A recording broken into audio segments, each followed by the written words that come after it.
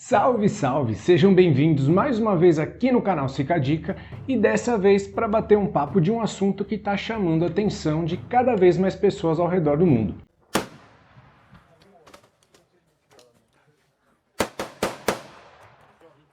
Fugindo um pouco dos assuntos dos meus últimos vídeos, o papo hoje é sobre uma possível guerra, isso mesmo, guerra, lá longe, entre a turma lá do sorvete com vodka.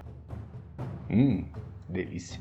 Tem muita coisa envolvida nessa novela e apesar das tensões terem apenas aumentado do finalzinho de 2021 para 2022, essa briga vem de muitas décadas atrás, quase um dramalhão mexicano.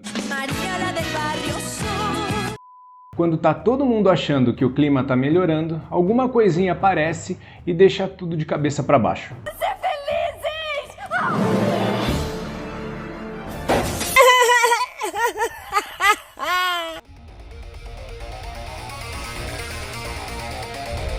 Eu sempre gostei da história em que a sociedade se estruturou, além de, claro, biologia, saúde, ciência em geral. Em especial, eu gosto dessas sociedades, mais antigas, e elas sempre me chamaram bastante atenção. Afinal, eu cresci ouvindo diversas dessas histórias lá pela Dona Irani, professora de História, Geografia e Filosofia. E nos tempos vagos, ela é minha vozinha linda. Mas bem, os noticiários eles estão vira e mexe mostrando alguma movimentação sobre alguma possível invasão da Rússia na vizinha dela, a Ucrânia, que como eu falei agora há pouco, nunca tem sossego nessa região. Isso porque essa região em que a Ucrânia está e mais diversos países para baixo e acima dela, somado com a gigantesca Rússia, elas eram todos um grande país. Era chamada de União Soviética e comandada pelo Kremlin, ou seja, a Rússia. Não sei se já ouviu aquela expressão que quando a coisa está complicada, a situação tá braba, tem gente que fala que o negócio tá russo. Isso não é à toa não, pois parece que o povo lá não é dos mais carinhosos, não é os mais amigáveis do mundo não. O povo parece que é mais estressado nessa região. Acho que tem bastante a ver que é frio o ano inteiro, é muito gelado lá. Essa atual encrenca... Não, peraí.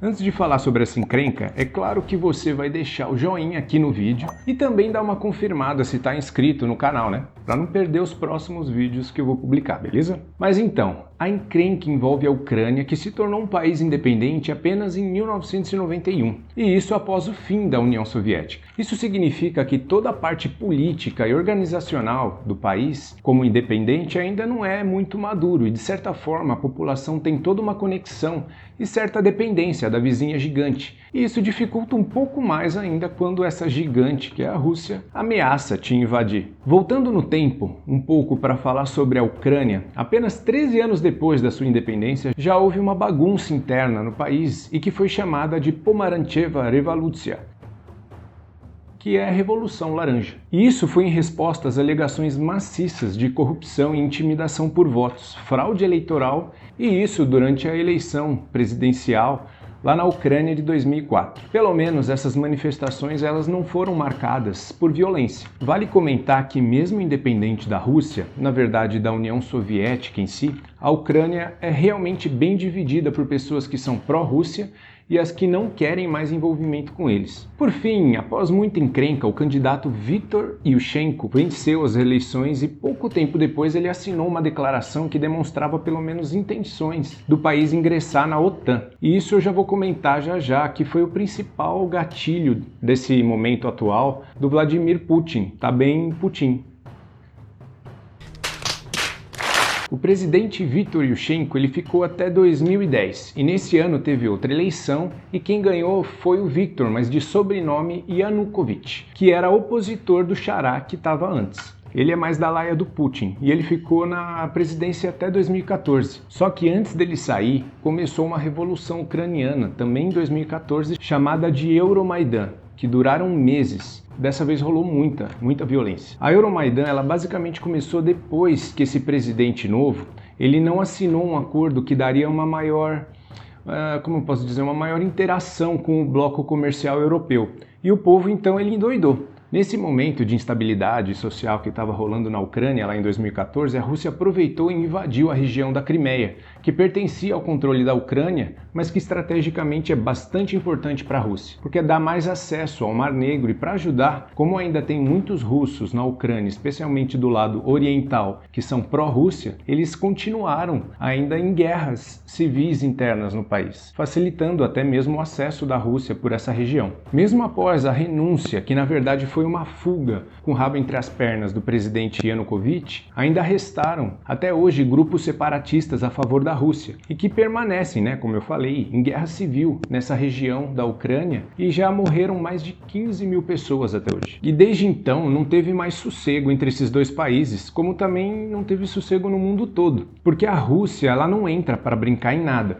Bem diferente desse tipo de encrenca, mas também sobre o poder que a Rússia impõe ou gosta de demonstrar, eu tenho um vídeo aqui no canal, Fera, sobre um escândalo protagonizado no mundo dos esportes pela Rússia. Eu vou deixar aqui na descrição do vídeo e também lá no finalzinho para vocês acessarem, beleza? Para quem já tem ideia do tamanho do país que é a Rússia e toda a representação que eles sempre tiveram, pode pensar por que todo esse interesse pela Ucrânia. E a resposta não é nada complicada. É só você conectar os pontos das mudanças que foram ocorrendo desde a queda da União Soviética e as intenções do Putin. Na real, ele ainda quer montar uma Rússia maior e mais poderosa. Inclusive, ele publicou um artigo onde ele fala desde a história antiga da formação dos povos daquela região e ele cita a Ucrânia e a Rússia como sendo apenas um povo. Um parênteses que nesse artigo ele não poupa termos bem fortes e dá até a mesma certa vontade de conectar os desejos dele, semelhantes da forma que o Hitler costumava falar. Aí, claro, tem também, obviamente, os interesses econômicos, já que muitos dos gasodutos que saem da Rússia e vão para toda a Europa passam pela Ucrânia, e com a Rússia tendo domínio, ou melhor, não perdendo a influência sobre a Ucrânia para o grupo da OTAN, eles permaneceriam sob o controle desses dutos que passam pela Ucrânia. Explicando um pouco melhor sobre a OTAN, ela foi criada lá em 1949, um pouco depois da Segunda Guerra Mundial, em base para proteger a Europa e os Estados Unidos contra a União Soviética. E como a União Soviética não existe mais, essa aliança ela toma mais caminhos voltados para a política, para a economia. Mas claro, ainda tem suas sombras nas disputas com a Rússia, que é o grande malfeitor da OTAN e da mesma forma vale para a Rússia contra a OTAN, mas especificamente contra os americanos. No passar dos anos, outros diversos países da Europa foram ingressando na OTAN, e os últimos, por sinal, foram países que faziam parte da antiga União Soviética, como a Letônia, a Estônia, a Lituânia e agora com a Ucrânia sendo chavecada para entrar. A Rússia ela está muito incomodada porque seria como se eles estivessem sendo cercados e cada vez mais excluídos. E com a Ucrânia entrando na OTAN, seria bem simples, sei lá, de uma visão conspiracionista, mas não impossível, de bases militares com mísseis instalados por lá, e bastariam só alguns minutinhos para um míssil sair de Kiev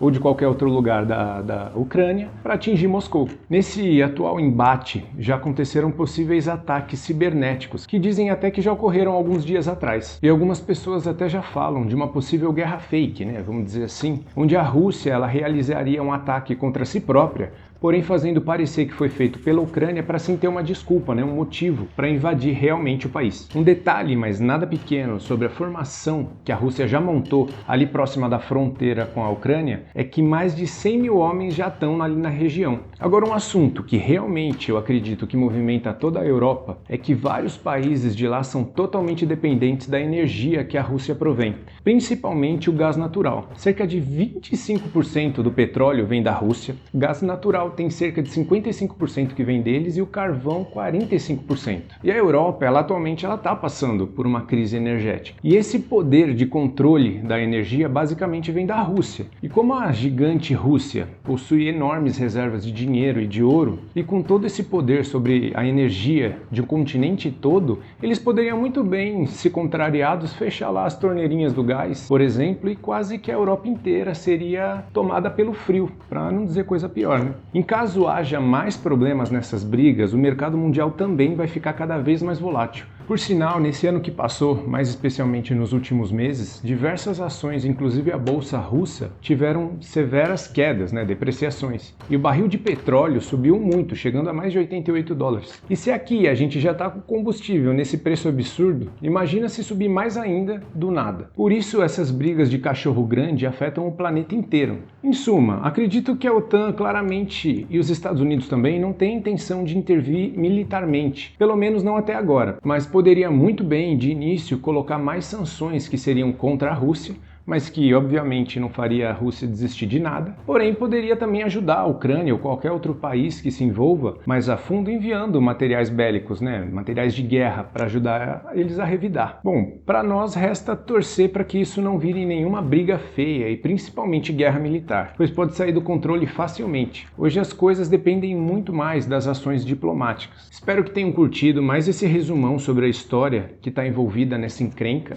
Comentem aqui também o ponto de vista de vocês e o que vocês acham que poderia acontecer se a Rússia fosse com tudo para cima da Ucrânia. Bom, vou ficando por aqui. Valeu, falou, fui!